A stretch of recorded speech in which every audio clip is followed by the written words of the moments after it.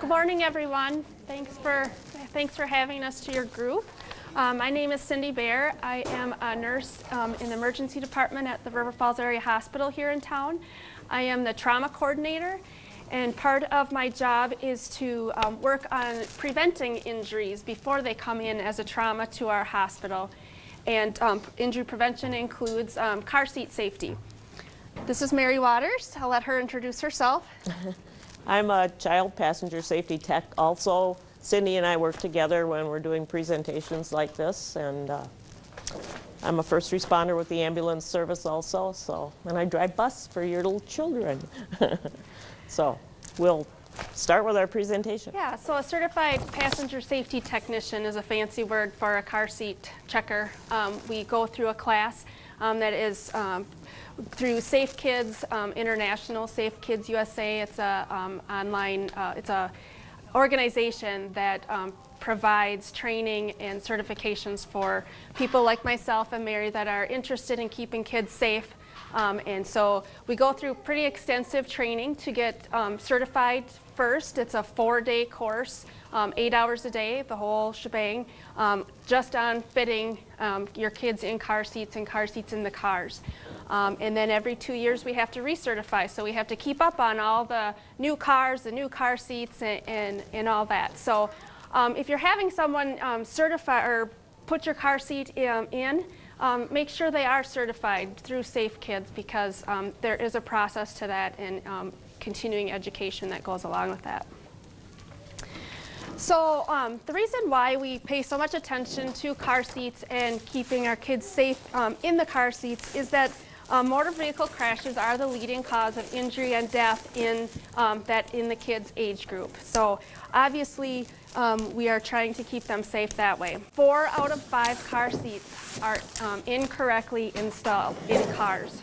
There is no surprise to Mary and I, because when we do a car seat install or someone asks us to look at our car seat, most often there is something incorrectly installed in that car, something incorrect on that seat, with the seat belt, with anything. So it's a high percentage of people that incorrectly install their seats. The reason that is because there's so many different seats on the market, there's so many different cars on the market, and not every seat fits each car exactly how it's supposed to. So it's very important to get them checked by someone that is educated in that. And there are many common mistakes that are just really easy to avoid, and once we kind of point them out, you can reinstall the seat, and then you know for your next seat and that kind of thing. So it's not just getting that first seat in, it's the education we provide for future seats that's also helpful to you when you meet with a car seat technician, either at an event or have an individual appointment with someone. I think I'll add here that when you go to Babies R Us and there's hundreds of car seats to choose from and you're totally overwhelmed, they will let you take that seat out and try it in your car to see if it'll fit, because as Cindy said, a lot of the seats won't fit in a lot of the newer cars, so you got to make sure it fits. So Perfect. Yep, that's a good option. So there's kind of a list we go through as far as how we install a seat. So first of all, we're going to select the right seat. So when we look at that, we look at the size of the child, your car, all that kind of thing. So here we've got the different types of car seats that are available right now. Mary's got the rear-facing only car seat, which is most commonly known as that infant seat, where you bring your baby home in the hospital and they stay in that for about a year. Then we've got forward-facing seats. And this is for preschoolers, early elementary kids, that kind of age group. And then there's the booster seat. And we're going to go through all these types of seats and show you when they should be used and how. One of the most important things we can tell parents is to read the labels on the seats. They might be kind of intimidating because there's a lot of them. They're usually on both sides of the seats. Kind of all over. They're all over. Really stickered up. But you really need to pay attention to that, because Again, each seat is different. Each seat has a different weight limit, a different height limit. The instructions for how that seat should be placed and used with your child are right on the seat.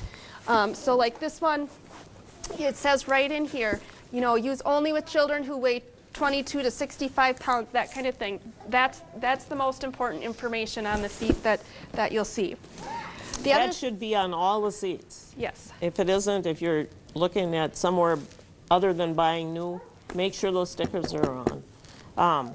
And another thing with the infant seat, and I think mainly it's the infant seat where it has a bubble, just like a carpenter's bubble. It'll show you if you have it at the right angle. So, and the base itself adjusts up and down. That's what these buttons are. So depending on what your seat type in your car is, it might angle way down, so you have to drop this so it's higher at the base. But those are things that tech can help you with. That's why it's really important to have the tech help you. The other thing that's somewhere on the seat, labeled either on the label or a lot of times it's imprinted on the seat, is the expiration date or the date that the seat was made. Generally, car seats are good for about 6 years from the date of purchase. So when you're when you're reusing your seats for your kids as they get older and then younger kids as you have them, the seats are good for about 6 years. There's a couple reasons why they might expire.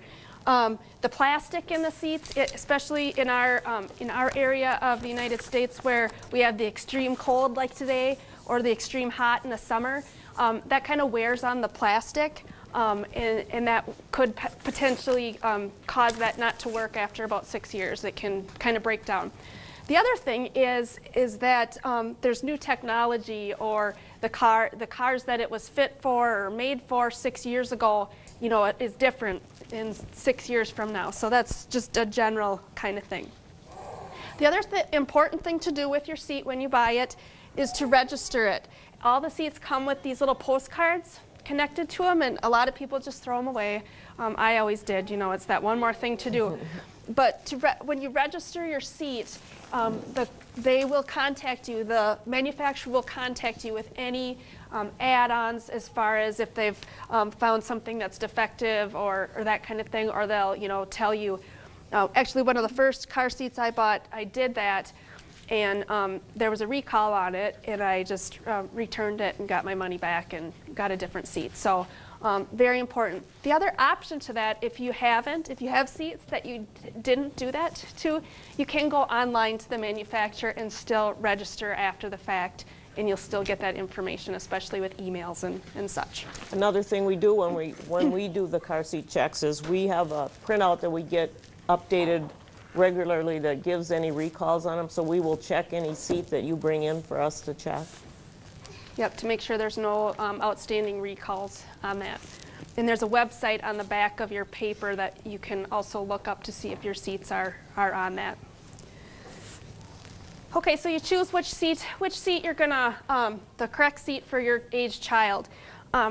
The next really important thing, and it's really become even more important in the last few years, you probably heard about the direction. So rear facing, forward facing.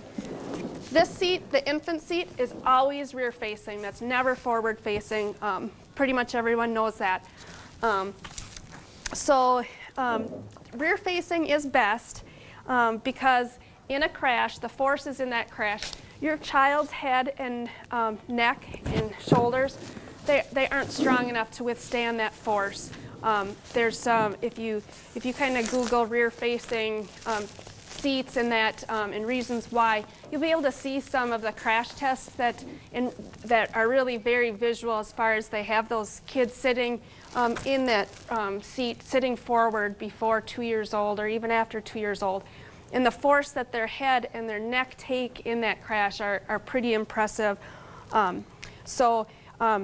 The new rule of thumb, and potentially even they're trying to get some legislation passed in Wisconsin. It isn't passed yet, but is to have your kids rear facing until at least 2 years old.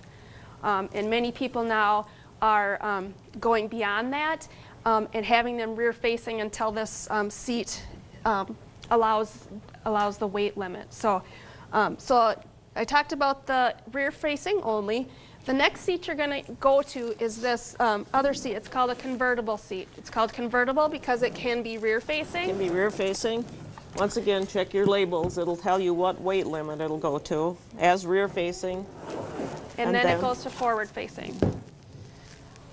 This is a really good seat. It's got extra side protection, which is really important. They're finding more and more important nowadays, the side impact. So yes, lots of good padding on this one. So you'll follow the directions either in the manual of the seat or on the seat here, which belt path to put this. You use the belt path that's closest to the back seat of your car.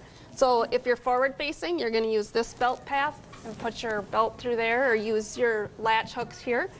If you have it rear facing, it's going to be in the front because this belt path is then going to be closer to the back of the seat. That's a common mistake we often see, is that people have the belt in the wrong place for what direction they have it in. And then you're unable to tighten it. And the tightening rule is it can't move more than an inch once it's installed. And when Cindy and I are finished, they don't move at all. So this seat in particular, it'll say when rear facing, you can use it rear facing up to 40 pounds. So if you think of your child at 40 pounds, they could be three. Easily three. Yeah. Easily three. So you want to mention the feet against the seat? Yeah, so I've got a good picture on your handout here. It's on the bottom when I says it's convertible car seats. That little guy on the top is, they just kind of bend their legs, and for us it wouldn't be real comfortable, but their legs are still real flexible in that, and it's much safer for them to kind of have their feet up or crossed in that seat than having them forward facing and be in a crash and have. A lot of people are concerned about the kids' comfort in their legs when they're rear facing, when their feet come past the bottom of the seat. The other thing, when you're rear facing, the harnesses is another big deal. So in this seat and this seat, when you're rear facing, this harness should come. If your baby is this high, this should be at or below the shoulder. So the belt should come up and over. It should not come down and over the seat when you're in that rear facing position. And then when it's reversed, when you're forward facing, then it's at or above the shoulder. Okay, so now your child is, let's see, this seat, you can be forward facing up to 65 pounds. So your child is, or outgrown this, or you've got another child that is going to use this as rear facing, a younger sibling or something. So then the next seat that most people go to is now called a convertible seat. No, a combination seat, sorry. That's convertible. This is combination. This seat is always forward facing. It never goes rear facing. And it has a couple different options. So you use the harness in this until the maximum weight on the side. So that can be a lot of times up to 65 pounds now. So, whereas as we used to switch kids into a booster seat or a high back booster seat and not use the seat belt, you can use these harnesses, which is safer until kids are 65 pounds, which, for some kids are, second grade or, around that, however. And then the seat converts into a high back booster seat. What a booster seat really is it is a belt positioning booster seat. So what it does is it makes your child in the right position so that the belt comes across their body in the correct positions where the belt is supposed to keep them safe. So if you don't have this booster seat on there, you often see the kids riding with the seat belt over their stomach, or it's close, the lap belt is, or shoulder belt is close to their neck. The bottom part of that the lap belt is supposed to be across their hips. Their hips are what's going to protect them in a crash. If the belt is here, that belt is going to go into their stomach and harm their internal organs, whereas the hip is the bones that protect that internal organ. So that's really what these booster seats are made for and are very good at when they're used. So most of the time, we say they should be used until your child is 4 feet 9 inches tall, which makes them anywhere between like 8 and 12 years old, which is much older than what we used to say use that booster seat for. One of the tests of it is, so you have your son or daughter sit in the car. Yeah, Cindy can show us. I'll sit. So if they're not tall enough that their legs, okay, if they have to stick them out like this, if they won't drop, back up so you are the right. If they're able to drop their legs just like that, and their feet touch the floor, then they're okay with it. And their bottom and back is next to the seat back. Next to the seat. If they fit in that seat, then they're okay to not have a booster. The booster will bring them up so that they're in the correct position and the belt falls in the correct spot. So and then another question people ask is, when do I use a high back, or when can I just move to this low back, no back? So the rule is, if you have a seat, a car that doesn't have a headrest, you have to use the high back. If your car has a headrest, you can use this. So some of the cars, if you wanted to put this in the middle seat and it doesn't have a headrest, you should use a high back or move it to the side where they have that headrest. Make sense? Another thing that we haven't mentioned is that when you're installing the car seat, you either use the latch system, which most cars from 2002 on have, or the seat belt. You never use both. It's one or the other. You need to get that seat belt to lock in that fixed length, so your seat's not going to move. So there's two places where your seat belts are going to lock.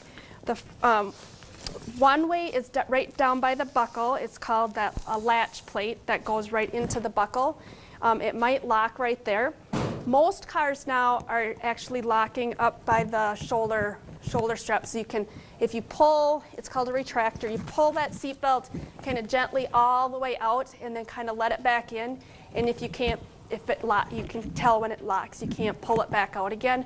That's where the locking mechanism is, and that's most cars have that. So you'll want to get that locked as you install the seat. Yes. Sometimes it takes two people to do that, I might add. Yeah. Somebody might have to hold the belt out while you're tightening it at the position it should be, and then you'll release it to lock, so that you're sure it's locked once you've got it secure. Yeah. So the car manufacturers kind of answer to the whole car seat problem back in 2002, 2003 was to install these latch hooks in cars. And it didn't exactly solve all the problems because there's still so many different cars and so many different seats. But a lot of people find the latch hooks and the devices on the seats easier than trying to get that seatbelt locked in the right position, that kind of thing. So what latch stands for, the LATCH, is lower anchors and tethers for children. So that's what you'll see in your owner's manuals. You can see a picture of the hooks in the seats. Usually they have a little round indicator on your seat where the hooks are with the little car seat on them. They're usually most often in the two outer back seats of your cars. That's another time where you need to get your owner's manual of your vehicle out to check, because many of them, like Cindy said, are the outer two spots, and a lot of times we'll see people will connect one side and the other side. In the middle seat, because a lot of people want to put their kids in the middle, because that is technically the safest spot for anybody in that car, is the back middle. And unfortunately, most of the latch hooks and the way those cars in the back, they kind of have a little hump or a dip or whatever. Oftentimes we can't get that car seat in that spot. But it's really, Go ahead. Really Sorry. important Some cars are coming now with, they'll move those hooks over on the outside so you can use all 3 spots. But again, you have to check your car owner manual to make sure that those 3 spots are safe to have your car seat in. When they're crash tested at 11 inches apart. And if you use one from one side and the other, generally that's a wider distance, so they have not been crash tested at that distance. It's the 11-inch mark that they crash test them at. The other thing that's come up with latch in the kind of recent past is, especially when you're getting to the convertible and the combination seats, is those latches in the bottom. They have a weight limit of 65 pounds. So you're going to see that you can keep your kids in this seat till they're 65 pounds, but the seat and your child weigh more than 65 pounds, especially some of the more expensive models of these seats are very heavy. So you kind of have to get the scale out there and see how heavy your child is and how heavy the car seat is, and add those together in order to use the latches on the bottom.